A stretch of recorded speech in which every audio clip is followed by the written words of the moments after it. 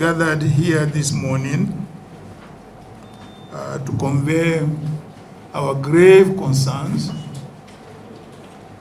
with challenges that our democratic experience is going through. We are a cross-section of leaders and political stakeholders from across the country. We have come together to address the dangerous and unconstitutional actions taken by President Bola Ahmed Tinubu on March 18, 2025, to wit, the declaration of state of emergency in Rivers State and the illegal suspension of the democratically elected governor, deputy governor in the State House of Assembly. This action is not only unlawful, but also a clear subversion of democracy and imposition of autocratic federal control over a duly elected state government. We strongly condemn this development and call on all Nigerians of good conscience to resist this brazen assault on the constitution of our country and the institutions of our democracy. The president's illegal and unconstitutional proclamation was presumably driven by the protracted, insidious political crisis in Rivers State, which culminated in the recent ruling of the Supreme Court. Naturally, we expected all parties to the dispute to follow laid down procedures and in good faith to comply or to promptly implement the judgment of the highest court of the land. We know that despite proactive statements and belligerent attitude of these opponents, Governor Fubara has demonstrated goodwill and appeared disposed to the implementation of the ruling of the Supreme Court. However, rather than rise above the fray, the president yielded to petty favoritism and betrayed the oath that he solemnly swore to before God and man, which was to do, and I quote, do right to all manner of people according to law, without fear of favor, affection, or ill will, and I quote.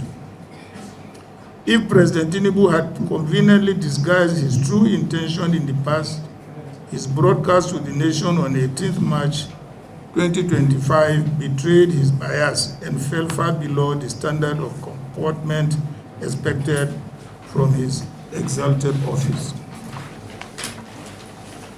Now, let's go to the various constitutional violations. Number one, illegal removal of a governor and state assembly. Without any doubt, the Nigerian Constitution does not empower the president to remove an elected governor, deputy governor, or state assembly under any circumstances. The procedure for removing a governor is clearly outlined in Section 188 of the Constitution of the Federal Republic of Nigeria, 1999, as amended, through an impeachment process initiated by the State House of Assembly, not by presidential proclamation or arbitrary pronouncement. Number two, misuse of Section 305 of State of Emergency.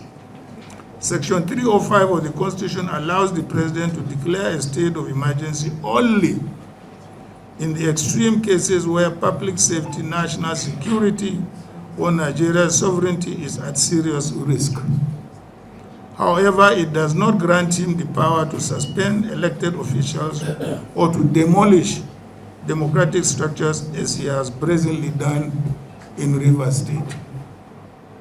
Furthermore, Section 305(1) states that any proclamation of emergency is subject to the provisions of the Constitution, meaning it cannot override the tenure and removal procedures of a governor. Number three, failure to meet constitutional requirements for emergency rule. The conditions under Section 3053 for declaring a state of emergency include the following. 1. War or external aggression. Breakdown of public order and safety. Natural disasters or any other grave emergency threatening Nigeria's corporate existence. None of these conditions exist in the current circumstances in Rivers State. There is no war, no widespread violence, and no breakdown of law and order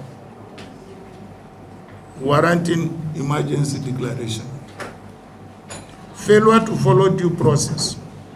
Even if an emergency declaration were valid, which it is not, it will still require a 2/3 majority approval of all members of the National Assembly. That is at least 72 senators and 240 members of the House of Representatives. If this approval is not secured, the proclamation must automatically cease to have effect. Number 5, alternative legal avenues were ignored. If the issue was the defection of the Rivers State House of Assembly, the President could have encouraged the National Assembly to intervene under Section 11 of the Constitution. However, even under such an intervention, the governor and deputy governor cannot be removed by any arm of government except through constitutional means, as the proviso to Section 11(4) clearly provides. A manufactured crisis for political control. This state of emergency declaration is not about security. It is about power grabbing and control in Rivers State. The disagreements within Rivers State stem from the defection of 27 assembly members from the PDP to the APC, their loss of seats under constitutional provisions, and the subsequent political maneuvering to undermine the governor's mandate. Rather than allowing the law to take its course, the federal government has engineered a crisis to justify this obviously premeditated and brazenly cynical and unconstitutional action. We find the federal government excuse of pipeline vandalism quite untenable and even laughable. The security of national infrastructure falls squarely under the responsibilities of federal security agencies and privately contracted security firms. If this issue had to do with breach of security in whatever form, the question that should naturally be asked: who controls the police, the military, and the DSS, the governor or the president? Now, ladies and gentlemen, our demand and call to action. Number 1, immediate reversal. We call on President Bola Ahmed Tinubu to immediately revoke this unconstitutional proclamation and reinstate the elected governor, deputy governor, and state assembly of Rivers State. 2, National Assembly reduction. We call on patriotic senators and representatives to vote against this illegal action when it comes before them for approval. The National Assembly must stand on the right side of history and not allow itself to be used to legitimize an unconstitutional power grab.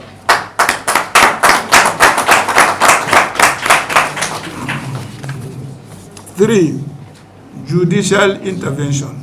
We urge the judiciary to act swiftly in striking down this proclamation, as it sets a dangerous precedent that could be used to arbitrarily remove any governor in the future.